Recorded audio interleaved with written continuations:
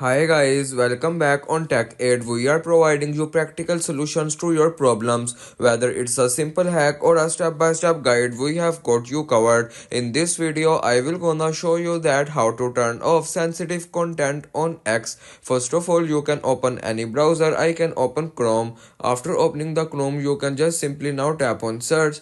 And here you can search x.com and now you can tap on first link. After tapping on first link, you can see your profile here. Now tap on the profile icon at the top left corner of the screen, and here you can now just simply scroll down, tap on settings and privacy, and after this the page is loading. You can now tap on privacy and safety, and after going it you can just simply go to the option that is content you see. And after this you can see the option display media that may contain sensitive content. Make sure that this is turned off, and here the sensitive content is turned off. You cannot see sensitive content on X.